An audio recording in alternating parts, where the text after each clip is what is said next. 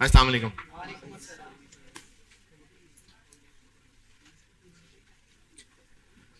दुरूद शरीफ पढ़ लो।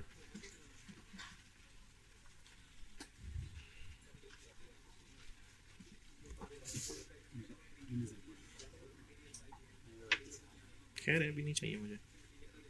खैर है, खैर है, खैर है भाई, भी नहीं चाहिए अभी। जज़ाकल्लाह।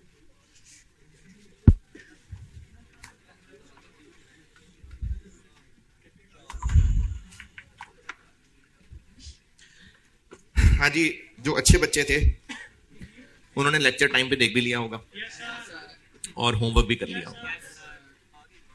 जो अच्छे बच्चे थे हैं, जो फिजिकल आए थे उन्होंने तो कर ही लिया होगा। 2 सवाल होमवर्क है इनफैक्ट, एक उससे पिछला जो नहीं किया हुआ था डिस्कस, और एक जो लेक्चर 106 में होमवर्क दिया है। हाँ जी,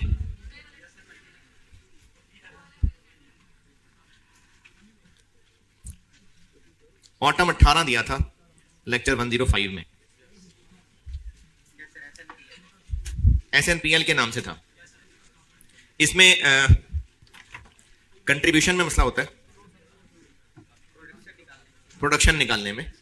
बाकी इस सवाल में कोई मसला नहीं, स्ट्रेट फिगर्स दी हुई हैं। तो ऑटम 18 SNPL, इसमें हमने एक प्रोडक्ट जो बनाया करते हैं उस पर गौर करना था कि हम इसको रहने देते हैं खुद बनाएं तो सप्लायर से बनवा लेते हैं। तो इसकी हमने मेक और बाय ऑप्शन करनी थी, और बाय ऑप्शन का डाटा दिया हुआ था, मेक ऑप्शन के भी सारे खर्चे बताए हुए थे। तो मेक ऑप्शन को सॉल्व करेंगे, मेक ऑप्शन तो ये मटेरियल, लेबर, वेरिएबल ओवरहेड्स आ जाएंगे, और बाय ऑप्शन को सॉल्व करेंगे तो ये जो बाय का खर्चा है 7000 पर यूनिट ये आ जाएगा। 2 बातें इसके अलावा और हैं। एक, अगर हम बाय में जाएंगे तो प्रोडक्शन के खर्चों में से 19 लाख का बच जाएगा। आप इसको 2 तरह से प्रेजेंट कर सकते हैं। इसका मतलब है ये वो 19 लाख है जो प्रोडक्शन करते थे तो होगा, नहीं करते थे तो नहीं होगा। तो आप ये भी कर सकते हैं कि इसको मेक ऑप्शन में एक खर्चा लिख ले, और ये भी कर सकते हैं कि मेक ऑप्शन में ना लिखें और बाय ऑप्शन में इसको सेविंग दिखा लें। दोनों बातें सही। तो 1.9 मिलियन जिन्होंने किया है, 1.9 मिलियन पे इतराज। दूसरी बात थी इसमें, ये जो 0.12 है, कि अगर हम बीटा नहीं बनाएंगे तो वर्कर्स को नौकरी से नहीं निकाल देंगे, हम उसकी जगह जी बना लेंगे। यानी अगर बाय ऑप्शन पे गए तो बाय ऑप्शन की वजह से हम एक प्रोडक्ट बना पाएंगे, तो उससे जो कमा लेंगे वो बाय ऑप्शन के लिए एक रेलिवेंट इनकम है। पहले नहीं कमा सकते थे, अब कमाएंगे, तो बाय ऑप्शन के लिए वो एक रेलिवेंट इनकम है। कितने घंटे टोटल हम जी बना सकते हैं, जो हमारा बीटा से टाइम बचेगा। तो आपको बीटा का टोटल टाइम तो नहीं बताया हुआ, तो आप ऐसे भी कर सकते हैं कि अज्यूम कर लें, जो मर्जी अज्यूम कर लें, नहीं तो एक्स भी रख सकते हैं। हम अगर एक बीटा बनाने में एक्स आवर्स लगाते थे, 1 करना है 1 कर लें, तो टोटल टाइम कितना लगता था? 18,000 एक्स लगता था। ये हमारा टोटल टाइम लगा करता था। और ये 18,000 एक्स कैसे बना? ये इसके यूनिट्स और ये आवर्स पर यूनिट। हम इतने ही टोटल टाइम में कितने बीटा क्या है जी बना लेंगे अगर एक जी पे 1.2x लगता। हाँ, हमारे पास यही टोटल टाइम है, इतने ही टोटल टाइम में हम कितने जी बना लेंगे? तो 18,000 x इज इक्वल टू पता नहीं इंटू 1.2x, तो 15,000 आ जाएगा जी के यूनिट्स। हम जी के इतने यूनिट्स बना लेंगे, तो उन पे जितना कमा लेंगे वो बाय ऑप्शन में एक रेलिवेंट इनकम है। ये था जी इसमें। हाँ जी,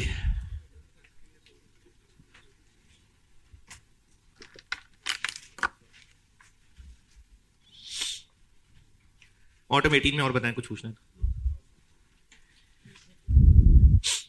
ऑटम 22 मैंने होमवर्क दिया था, कौन कौन कर सका है? अच्छा, कौन मजीद करना चाहता है कि कल कर लें डिस्कस? ठीक है जी, कल कर लेते हैं डिस्कस। अच्छा, मजे का सवाल है इसमें, है समझ नहीं आई। जिन्होंने किया है हो गया, कुछ नहीं मुझे पूछना, चलो अच्छी बात। नहीं, उसमें ना एक और पॉइंट बड़ा मजे का था, बाय ऑप्शन में, हाँ वो मटेरियल भी हमसे चाह रहा था, तो ये मजे का पॉइंट था। चले ठीक है जी, जिन्होंने नहीं किया कल कर लेता हूं मैं डिस्कस इसको। मेक और बाय बस बहुत है, मेक और बाय डन।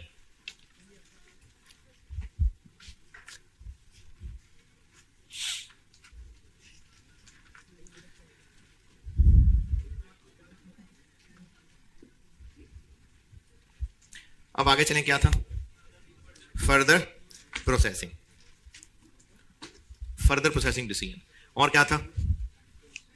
कंटिन्यू और शट डाउन। अच्छा, मैं पहले करा देता हूं कंटिन्यू शट डाउन, क्योंकि उसका एक सवाल आज और एक कल करा सकूंगा। पहले कंटिन्यू शट डाउन कराता हूं।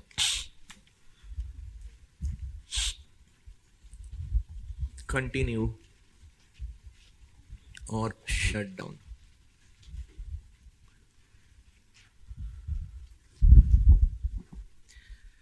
अच्छा, जो लोग सीनियर्स हैं, तो रीसेंट अटेम्प्ट का सवाल मैं समझता हूं कि वो स्कोप ही का नहीं था, उसमें वर्किंग कैपिटल मैनेजमेंट इन्वॉल्व थी, तो इसलिए वो सवाल तो मैं अभी भी यही कहूंगा कि इसको छोड़ ही दें।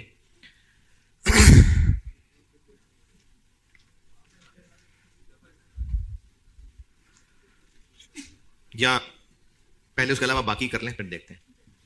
अच्छा, अब ऐसा है कि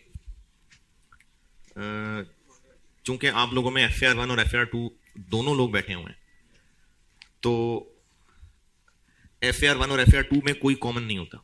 कोई एक चीता हो तो हो, अदरवाइज नहीं होते। FAR 1 FAR 2 टोटली अलग अलग कॉमें होती हैं। तो उनको मैंने संडे का पूरा दिन लगा के कुछ घंटे FAR 1 को, कुछ घंटे FAR 2 फारिग करना है। तो आप मंडे का माइंड बना के रख लें, हैं? नहीं, इतने नहीं, क्योंकि अगर आप ये भी कहें कि सर आप हमें सैटरडे को शाम में पढ़ाए जाएं और इतवार से पहले पहले बस छोड़ देना, तो ये भी एक ऑप्शन हो सकती है, लेकिन वो ज्यादा हो जाएगी, हैं? वो ज्यादा हो जाएगा। फिर आप ही लोग होंगे जो कहेंगे कि सर ने आखिर में ये कराया था और वही आ गया। तो इसलिए या तो सैटरडे की शाम रात ऑप्शन है, या फिर मंडे की सुबह ऑप्शन है। क्या जी? देखें, लेक्चर तो आज से ही अवेलेबल करा दिए मैंने, तो इसलिए अगर सिर्फ ये मसला है कि लिंक अवेलेबल होगा कि नहीं होगा, हाँ होगा, आज वाला भी होगा, जाना तो चले जाएं, वो तो आज वाला भी करा दूंगा मैं। तो मैं तो बात कर रहा हूं जो लोग बैठते हैं। हाँ जी। यानी सैटरडे की शाम से शुरू हो और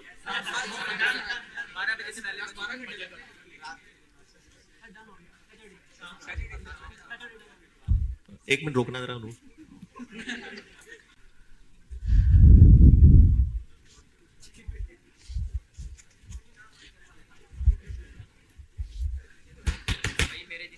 कंटिन्यू और शट डाउन, ये स्टूडेंट्स के लिए भी एक रेलिवेंट फैसला होता है कि पेपर कंटिन्यू करें या शट डाउन कर दें।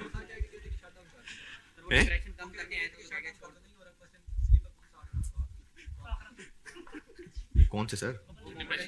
अच्छा, वो हाँ, वो तो मैं कायल हूं। अगर आप मरने वाले ही हो रहे हैं तो फिर पेपर छोड़ना बेहतर है, अपने आप को नहीं, मतलब कब्र के ऊपर लिखा हो कि इसका स्कैप होने ही वाला था, तो क्या फायदा उसका? तो इसलिए वो तो मैं भी यही समझता हूं। कंटिन्यू और शट डाउन, कंटिन्यू और शट डाउन जो नाम से लग रहा है वही है कि ये पूरे बिजनेस की बात भी हो सकती है, किसी एक डिवीजन की बात भी हो सकती है, किसी एक प्रोडक्ट की बात भी हो सकती है। यानी कोई एक प्रोडक्ट, कोई डिवीजन जो हम चला तो रहे हैं, लेकिन या तो हम तंग आ गए हैं, इसकी जगह कुछ और करना चाहते हैं, या फिर ये लॉस मेकिंग है, तो फैसला ये करने लगे हैं कि हम कंटिन्यू करें या इसको बंद कर दें। तो वैसे अगर देखा जाए तो टेक्निकली ये एक लॉन्ग टर्म डिसीजन है। लॉन्ग टर्म डिसीजन कहां से आ गया? लॉन्ग टर्म डिसीजन वो होता है जब हम उसके इफेक्ट्स मल्टीपल ईयर्स में देख रहे होते हैं, तो ये लॉन्ग टर्म बनता है। लेकिन शॉर्ट टर्म में सिनेरियो बना के ये पूछा जा सकता है, पूछा जाता है। तो टेक्निकली ये लॉन्ग टर्म डिसीजन है, लेकिन ये शॉर्ट टर्म में भी पूछा जा सकता है। और ये हम किसी भी प्रोजेक्ट, किसी भी प्रोडक्ट, किसी फैक्ट्री, किसी डिवीजन की बात कर रहे हैं। चलें इतनी कहानी तो लिखे ना। कहानी दोबारा बताता हूं। टेक्निकली ये लॉन्ग टर्म डिसीजन है, लेकिन सिनेरियो बना के ये शॉर्ट टर्म पूछा जा सकता है। और इसमें हम किसी प्रोडक्ट, किसी फैक्ट्री, किसी डिवीजन, उसको बंद करना कंसिडर कर रहे हैं। कोई प्रोडक्ट, कोई फैक्ट्री, कोई डिवीजन, कोई ब्रांच।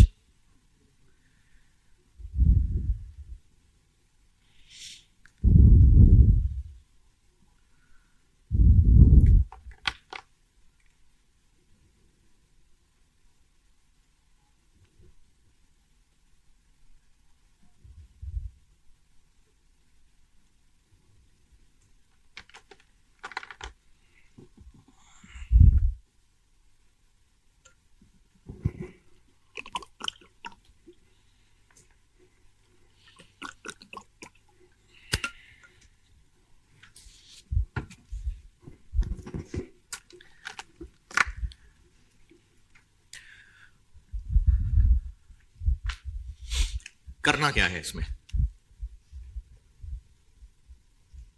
क्या करें भाई?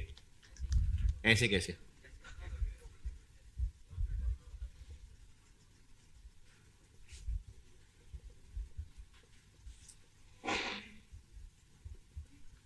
हर ऑप्शन की रेलेवेंट कॉस्ट कैलकुलेट करें। बज़ाहिर दो ही ऑप्शन होंगी इसमें, लेकिन दो से ज्यादा भी हो सकती हैं। तो हर ऑप्शन की रेलेवेंट कॉस्ट कैलकुलेट की, और कौन सी ऑप्शन सेलेक्ट कर लें जो ज्यादा बेनिफिशियल है।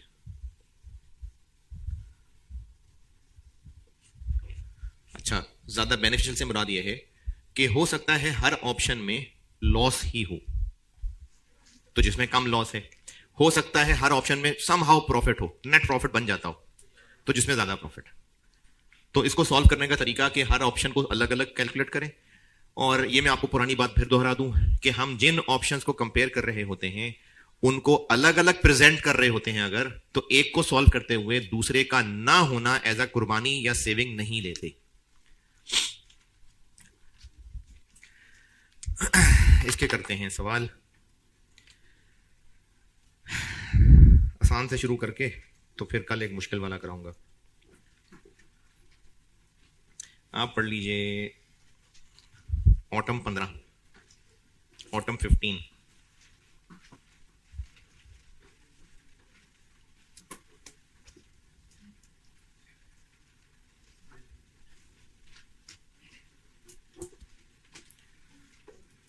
साहिल limited, autumn 15 Sahil limited.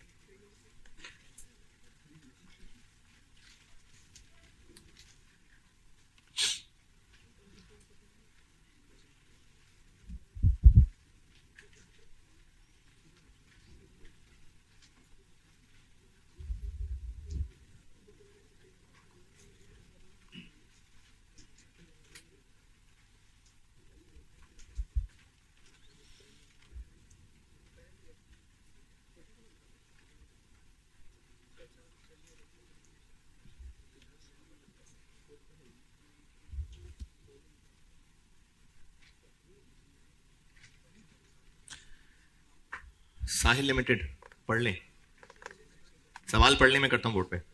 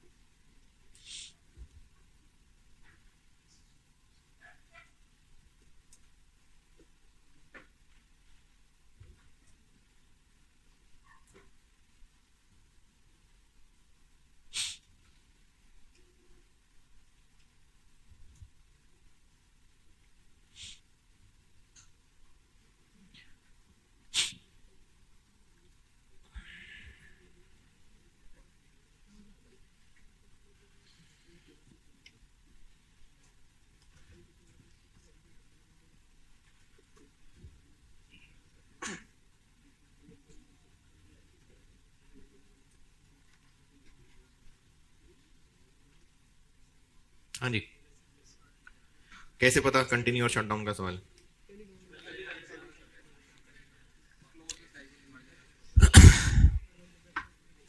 May 2015 the board of directors of Sahil Limited had decided to close one of SL's operating segments at the end of the next year. तो फैसला तो वो कर चुके, बस बात खत्म, फिर क्या हो रहा है?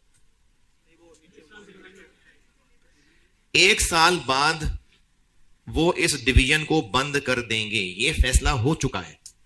अच्छा, अब ये कहानियां मैं खुद ऐड कर रहा हूं। इस डिवीजन के लिए जो फैक्ट्री बिल्डिंग थी, ये मैं खुद ही कहानी ऐड कर रहा हूं। फैक्ट्री बिल्डिंग थी, हमने वो रेंट पे ली हुई है या ओन्ड है, जो भी है, हमने ये फैसला कर लिया हुआ है कि साल बाद इस बिल्डिंग को यहां से बेच बाच के खत्म करके यहां से चले जाना है। ये फैसला हो चुका हुआ है। फैक्ट्री बिल्डिंग अभी नहीं, साल बाद यहां से क्लोज करेंगे, जो प्लांट वगैरह है सब डिस्मेंटल करके खत्म करके फिर टिकट, साल बाद की टिकट भी करा ली हुई है। ये फैसला हो चुका हुआ, ये कहानी मैंने खुद ऐड की है। लेकिन ये फैसला पब्लिक हो गया, लोगों को पता चल गया। अब जब ये बात पता चल गई कि साल बाद ये फैक्ट्री बंद करने वाले हैं, तो जो काम के लोग थे वो तो अभी ही छोड़ गए। हाउएवर, ये टेबल के नीचे पढ़ रहा हूं, however rumours of the closure, यानी जो हमने फैक्ट्री बंद कर देनी है उसकी rumours prompted majority of segment skilled labour to leave the company. इस खबर के लीक होने ने स्किल्ड लेबर को मजबूर किया कि वो तो निकले ना, उनको प्रॉम्प्ट किया कि वो लोग निकले, और वो लोग निकल गए, छोड़ गए हुए हैं। वो दरवाजे पे नहीं खड़े पूछने बताएं क्या करना है, कंटिन्यू और शटडाउन, वो जा चुके हैं। कंसिक्वेंटली मैनेजमेंट ने फॉलोइंग सोचा है। अब जो फॉलोइंग है उनमें से पहला बुलेट पॉइंट ये है कि हम काम खुद बंद कर दें, और बिल्डिंग तो साल तक हमारे पास है, तो ये फैक्ट्री हम किसी को किराए पे दे दें, हम खत्म कर दें काम। बिल्डिंग छोड़ के अभी नहीं चले जाएं, वो साल बाद जाना है, टिकटें साल बाद की कराई हुई हैं। हम इस बिल्डिंग को किसी को एक साल के लिए किराए पे दे दें, एक ये ऑप्शन है। और दूसरी ऑप्शन ये है कि काम के लोग तो गए, तो चलो सस्ते लोग लाके काम चला लेते हैं, तो सस्ते लोग लाके काम चलाएं और एक साल काम हम कर लें। एक साल बाद जाना ही जाना है, ये फैसला हो चुका हुआ है, हैड डिसाइडेड, एक साल बाद चले ही जाना है। तो अब इस वक्त दो अल्टरनेटिव्स क्या है कि एक साल तक तो है ही, तो एक साल तक किसी को किराए पे दे दें, या खुद ही हम प्रोडक्शन कंटिन्यू करें और लोग लें, स्किल्ड लोग तो गए। ये मैंने आपको पहले पैराग्राफ और टेबल के नीचे वाले फॉलोइंग फर्दर इंफॉर्मेशन से ऊपर ऊपर तक सब बताया। हाँ जी। अच्छा, ये जो लोग भाग गए थे, तो ये उससे पहले पहले का बजट बना हुआ है या बजट उसके बाद का है? एक तो से ऊपर आ रहा है। दूसरा, चूंकि ये साल का फैसला कर चुके हुए थे कि साल बाद चले जाएंगे, तो उस साल तो काम करना था ना, तो ये उस साल का बजट था। लेकिन इसके बाद रूमर्स की वजह से लोग निकले, तो ये बजट जो बना हुआ है ये इसी आखिरी साल का ही है, लेकिन ये नॉर्मल हालात को सोच के बनाया हुआ था। अब नॉर्मल हालात नहीं है, काम के लोग चले गए हुए हैं और हमें और मजदूर लाके काम करवाना पड़ेगा। फॉलोइंग फर्दर इंफॉर्मेशन से ऊपर ऊपर तक सारी अंग्रेजी। इसमें किसी का सवाल?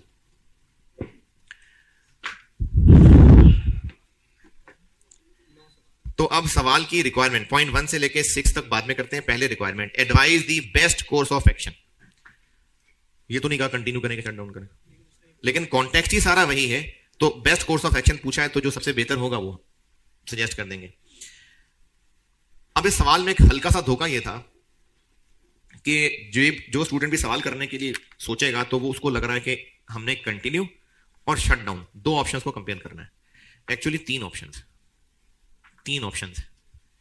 कौन सी? रेंट पे एक हो गई, सेल प्राइस की भी दो ऑप्शन है। एक ऑप्शन है ये फॉलोइंग फर्दर इंफॉर्मेशन में पॉइंट नंबर 1 लिखा हुआ है। मैनेजर ने कहा है कि अगर आपने प्राइस चेंज ना की तो 40 नहीं बस 30,000 यूनिट बेच सकेंगे। अगर 40 बेचना चाहते हैं तो प्राइस को 90 करना पड़ेगा। यानी अब कंटिन्यू में भी दो ऑप्शंस हो गई, continue at same price, continue at reduced price और शटडाउन। तो ये तीन ऑप्शंस बन गई। तो सवाल सॉल्व करने का तरीका, तीन ऑप्शंस बना लेते हैं।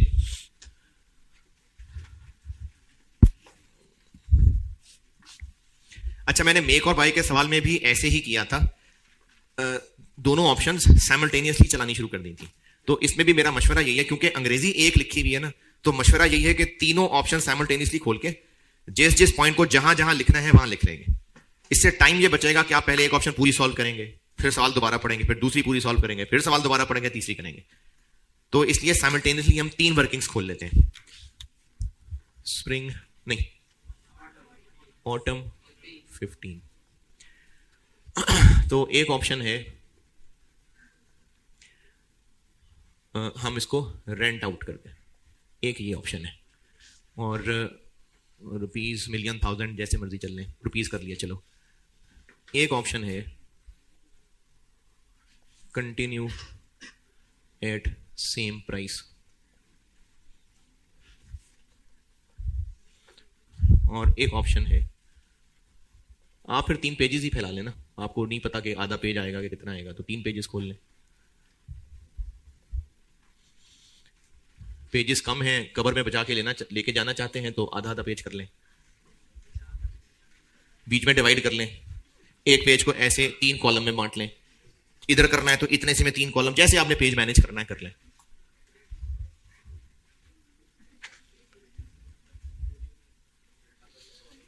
तो ये तीन सिनेरियोज हैं। अब ये 3 पेजेस हम 3 ऑप्शन साइमल्टेनियसली चलाते हैं। अब हम लोग 3 ऑप्शंस कंपेयर कर रहे हैं ना, और तीनों को प्रेजेंट कर रहे हैं। तो एक को सॉल्व करते हुए बाकियों का ना होना, कुर्बानी या सेविंग नहीं लेना। फॉलोइंग अदर इंफॉर्मेशन से ऊपर ऊपर तक कोई सवाल परेशानी? चलिए अब हम 3 ऑप्शंस को सॉल्व करते हैं और सवाल फिर से शुरू से चलाते हैं। पहले पैराग्राफ में इन 3 ऑप्शंस की कोई बात नहीं है। दूसरा पैराग्राफ, पहला बुलेट पॉइंट, 40,000 पर मंथ किराया। तो इस ऑप्शन में हमें रेंट इनकम मिल जाएगी 40,000 पर मंथ, 480,000।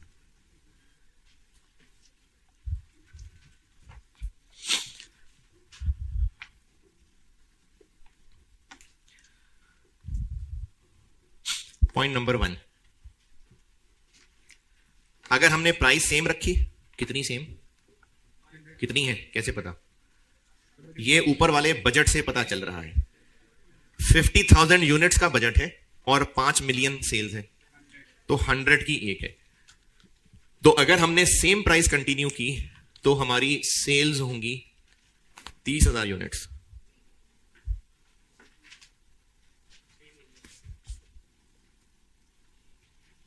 लेकिन अगर हमने प्राइस 90 कर ली तो फिर हमारी सेल्स होंगी 40,000।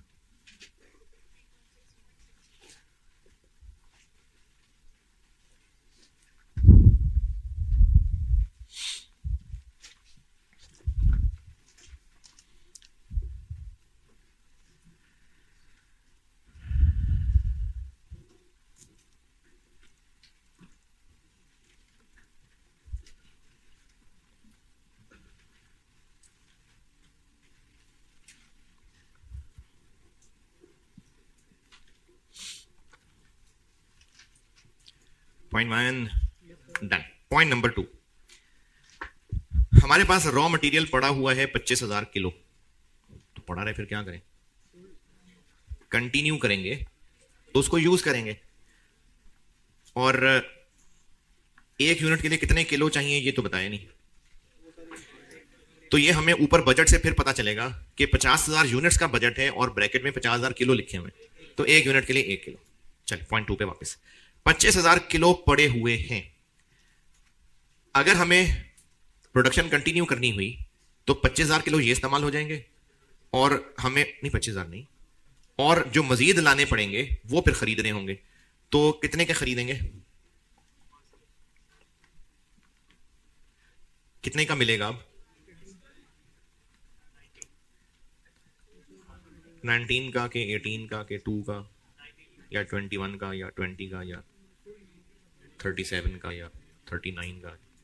हाँ जी, पॉइंट 2 में से कहीं से नहीं पता चल रहा, ये आपको टेबल से ही ढूंढना पड़ेगा। अगर 50,000 किलो 950,000 के हैं तो फिर 1 किलो 19 का है। ये 19 ऊपर टेबल से लिया है, जो यहां पॉइंट 2 में लिखा है वो वाला नहीं। क्यों नहीं? क्योंकि ये तो सेल वैल्यू है। डिस्पोजल वैल्यू और करंट परचेज वैल्यू थोड़ी सेम होती है, वो तो इत्तेफाक से सेम आ गई। ये जो पॉइंट 2 में 19 लिखा हुआ है, ये जब हम लोग रेलिवेंट कॉस्टिंग की डिटेल पढ़ रहे थे तो एक ही मटेरियल इतने का खरीदा था, अब इतने का मिलता है, अब इतने का बिकता है, तो डिस्पोजल वैल्यू और परचेज कॉस्ट अलग अलग चीज होती थी। तो इसमें 19 जो पॉइंट 2 में लिखी हुई है ये डिस्पोजल वैल्यू है।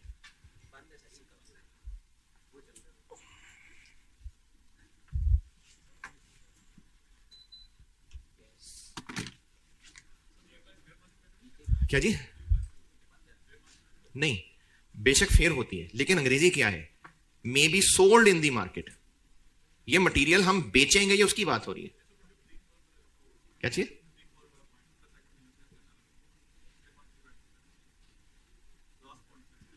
अभी इस वक्त मैं इस 25,000 किलो की बात कर रहा हूं। Any quantity of the material may be sold in the market, तो इसको हम बेच इतने का सकते हैं। खरीदेंगे इतने का नहीं, जरूरी तो नहीं है। या खरीदेंगे भी इतने का नहीं, मटेरियल मिलता कहीं और से है और बेचते कहीं और है। अगर बेचेंगे भी उतने का और खरीदेंगे भी उतने का, तो फिर बिजनेस प्रॉफिट कमाने कहां बैठा है? और जो हमने पहले भी कभी सवाल किए हैं उनमें मटेरियल की आपको 2-2, 3-3 फिगर्स बताई होती थी। उनमें लिखा होता था historical purchase cost, current purchase cost, current disposal value. तो ये अलग अलग चीजें थी। तो ये डिस्पोजल वैल्यू है। आप क्या कह रहे हैं?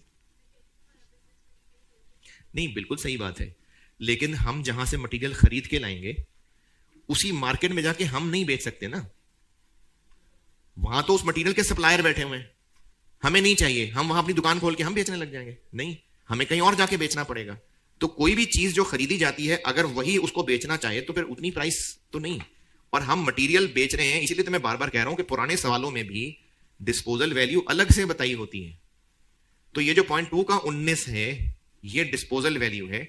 हमें चाहिए कि खरीदना कितने का था, वो टेबल से निकलेगा। अरे तो इतना बड़ा पॉइंट ही नहीं था। तो हमें अगर कंटिन्यू करना है ये, तो एक तो हमें एडिशनल खरीदना पड़ेगा। कितने किलो खरीदने पड़ेंगे? हम लोग 30,000 यूनिट्स बनाएंगे, 5,000 किलो खरीदेंगे और 19 का एक मिलेगा,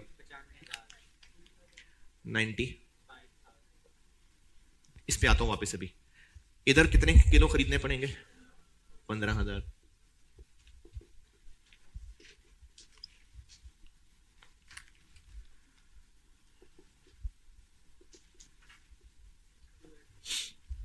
जी 280। और ये 15 और 5 दोबारा सुन ले जिनको नहीं समझ आया।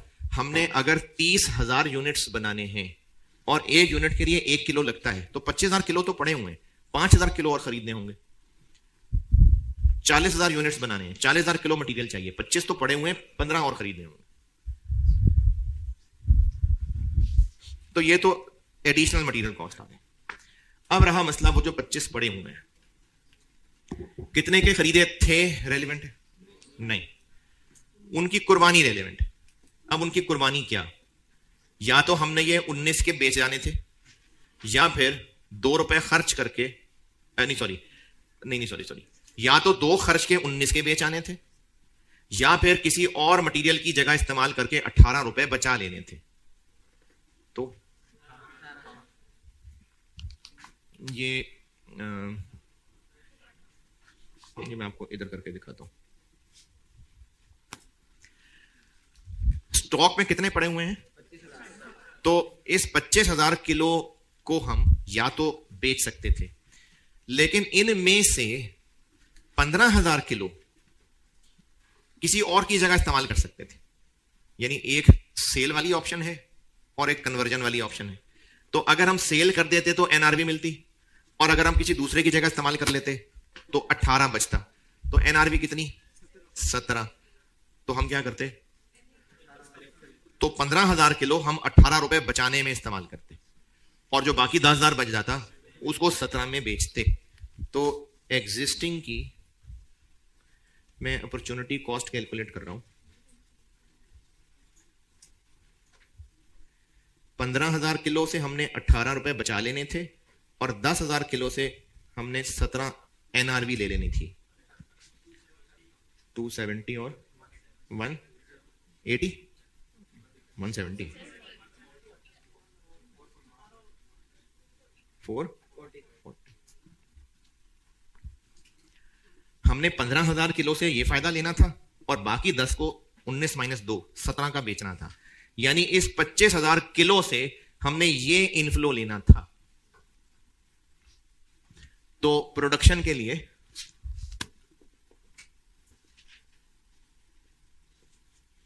फोर 40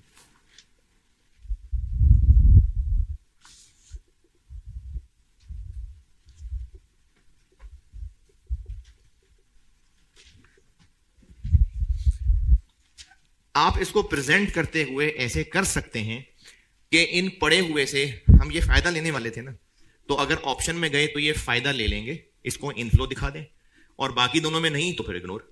यानी आप ऐसे भी प्रेजेंट कर सकते हैं कि इस 440 को यहां इनफ्लो दिखाएं, बाकी दोनों में ना दिखाएं, या फिर यहां ना दिखाएं और बाकी दोनों में आउटफ्लो दिखा दें। क्योंकि ये पड़ा हुआ मटेरियल है, हम ये कंटिन्यू में ना जाते, यानी इस ऑप्शन में जाते, तो हम यकीनन ये फायदा ही लेते इससे। तो इसको यहां पर 440 इनफ्लो दिखा के बाकियों में इग्नोर कर दें, या फिर यहां ना दिखाएं और बाकियों में उसको कॉस्ट दिखा दें। यहां मैंने इसलिए दिखा दिया क्योंकि अब तक सवालों में ऐसे करते आ रहे थे, इसलिए मैंने यहां दिखा दिया। Point 2 done.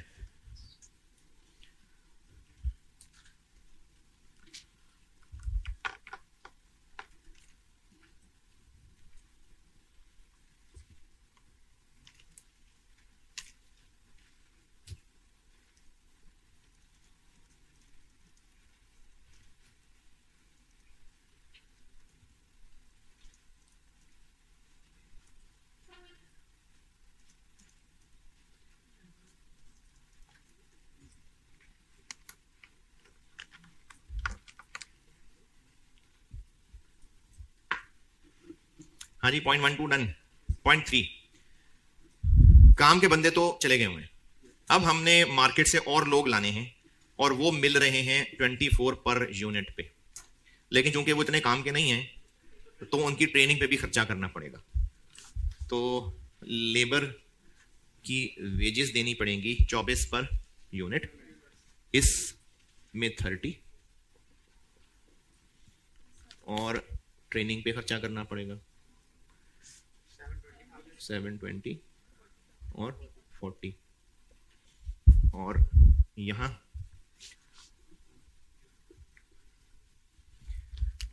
40,000 इंटू 24 जी 960,000, और ट्रेनिंग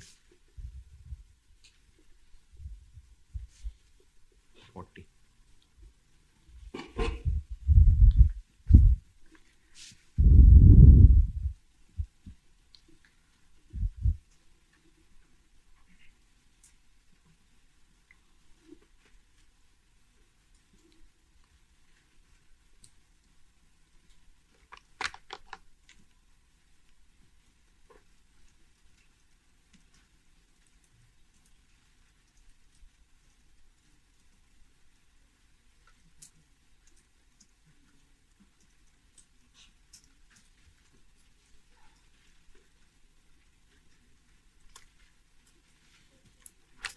पॉइंट नंबर 3 डन।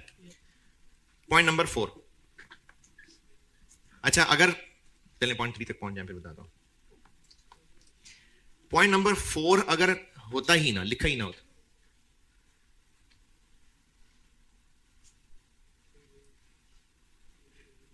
ये भी बंद हो गया।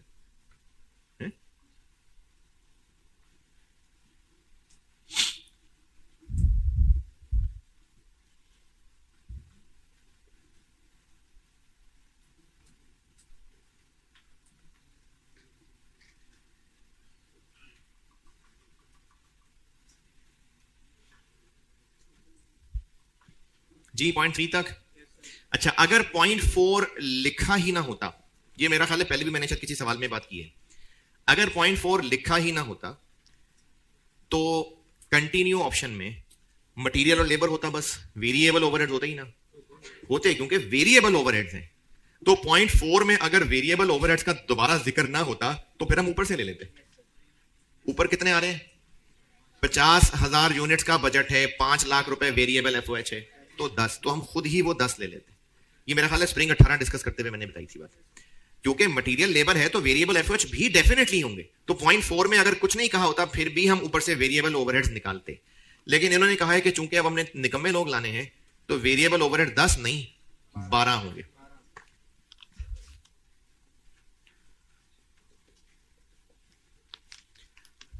$30,000 यूनिट्स लगेंगे और 10 की बजाय अब 12 होंगे। क्या हुआ? नहीं चला?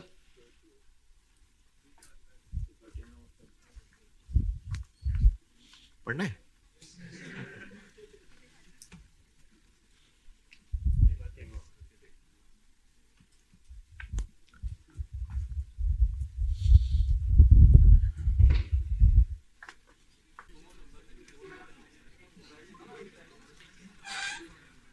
जो वहां बैठे नोट कर रहे थे पहले यहां तक तो पहुंचे ना भाई, यहां तक करें नोट।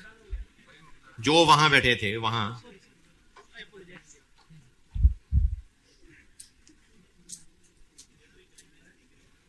यहां तक कर लिया नोट?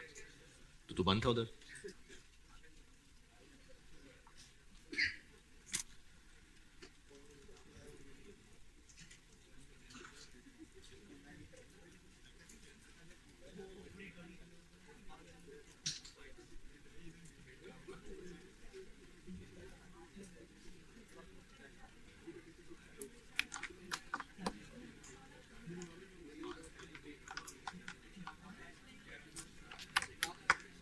है जी अभी नहीं, कंसोलिडेशन तो खत्म हो गया।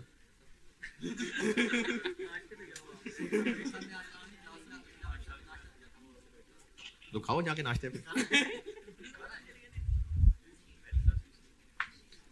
कहां तक पहुंचे? पॉइंट कहां तक पहुंचे हैं? 0.4 तक। 0.4 डन। पॉइंट नंबर 5 है जी वैल्यू। अच्छा 3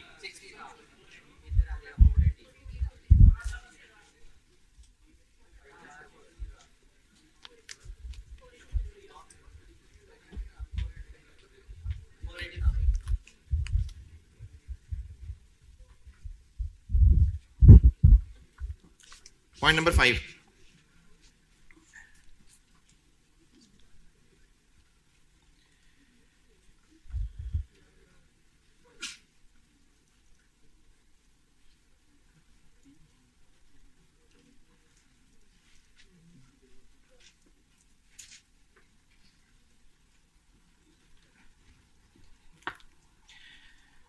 3 मशीनें हैं हमारे पास ऑलरेडी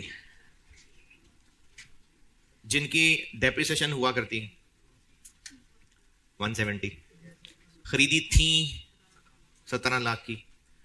तो ये थी तो पुरानी बात हो गई, और चूंकि ये थी तो इनकी डेप्रिसिएशन भी रेलेवेंट। पुरानी मशीनें हैं ना, पुरानी मशीनों की डेप्रिसिएशन नहीं रेलेवेंट होती कभी।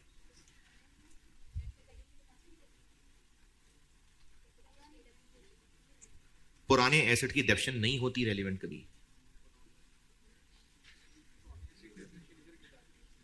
पुराने एसेट डेफिनेट हो ही जाना होता। अभी इस सवाल में क्या इसका कुछ करना है कि नहीं करना देखते हैं। इन तीनों मशीनों को हम यूज किया करते हैं जिनको 17 लाख का खरीदा था, 1,70,000 डेप्रिसिएशन हुआ करती है। पुरानों की डेप्रिसिएशन, पुराने की कॉस्ट ये नहीं होती रेलेवेंट। लेकिन अगर हमने अभी के अभी ये किराए पे दे दी फैक्ट्री, तो फिर ये प्लांट हमें नहीं चाहिए, हम इसको बेच देंगे। If machines are use for production तो उनकी सेल वैल्यू कम हो जाएगी, और अगर नहीं यूज की तो फिर अभी बेच देंगे। तो अब खरीदी कितने की थी, इनके बेचने पे प्रॉफिट ऑन डिस्पोजल कितना होगा, सब इररिलेवेंट है। अब से ऑनवर्ड फ्यूचर क्या है, बिक के पैसे कितने आएंगे। अगर अभी फैक्ट्री किराए पे दे दी तो सेल ऑफ मशीन से पैसे कितने आएंगे? 8,30,000 ही आएंगे। और अगर हमने इस्तेमाल करके बेची तो 5 रुपए पर यूनिट इनकी वैल्यू कम होती जाएगी। तो इधर हम कितने की बेच सकेंगे? 830 माइनस 30,000 इंटू 5 रुपए 680 और यहां पर 830 माइनस 5 इंटू 40 630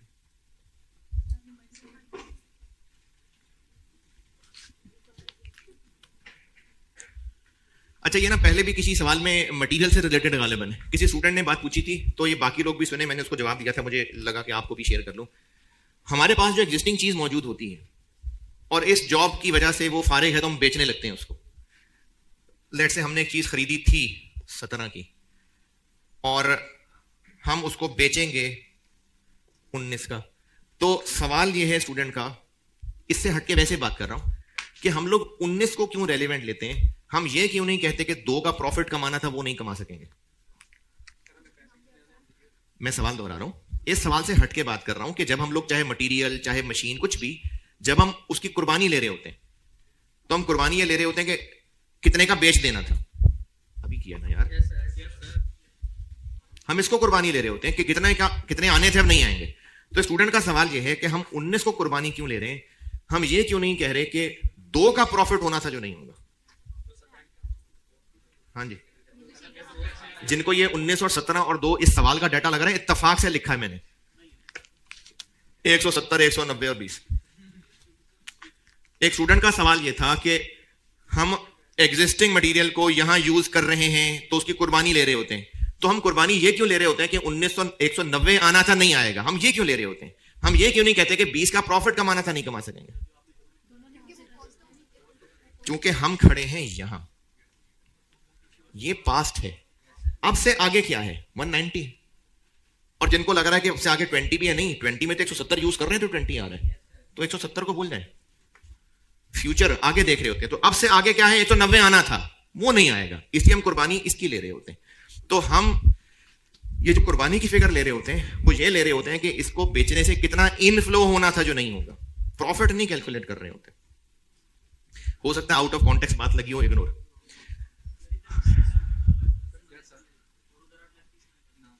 इसको ऐसे भी प्रेजेंट कर सकते हैं कि आप यहां सेल ऑफ मशीन ना लिखें और यहां पर उसकी वैल्यू का गिरना एक कॉस्ट ले लें तो भी सही है लेकिन ज्यादा जो कॉन्सेप्ट पे चलते हुए लॉजिकल बात है वो ये है कि अब से ऑनवर्ड क्या इनफ्लो आउटफ्लो होगा तो अब से ऑनवर्ड ये आउटफ्लो इनफ्लो होंगे तो ये इनफ्लो ही होगा डिसीजन पे फर्क नहीं पड़ेगा अगर आप उस रेंट को वहां लिखने की बजाय माइनस लिखें तो भी डिसीजन पे फर्क नहीं पड़ेगा लेकिन बात है प्रेजेंटेशन की अगर आप इस 440 को यहां नेगेटिव ना दिखाएं वहां पॉजिटिव दिखा दें तो भी डिसीजन वही रहेगा 0.5 पहला बुलेट पॉइंट दूसरा bullet point all other apportionment है जनरल ओवरहेड्स की जनरल ओवरहेड्स की एलोकेशन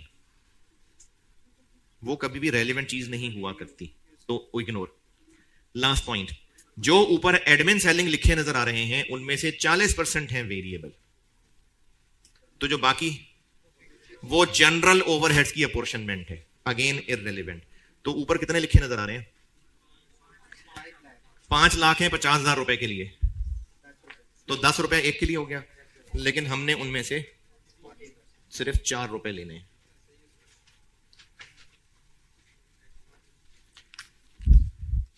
30,000 इंटू 10 रुपए का 40% जी 120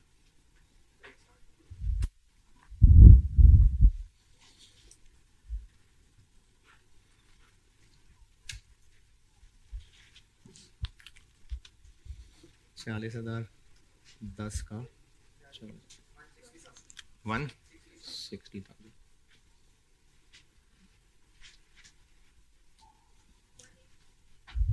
is it 1865 000 1310 000 1905 तो कंक्लूजन ये हुआ कि हमें सेम प्राइस पे कंटिन्यू करना चाहिए चल ठीक है अल्लाह हाफिज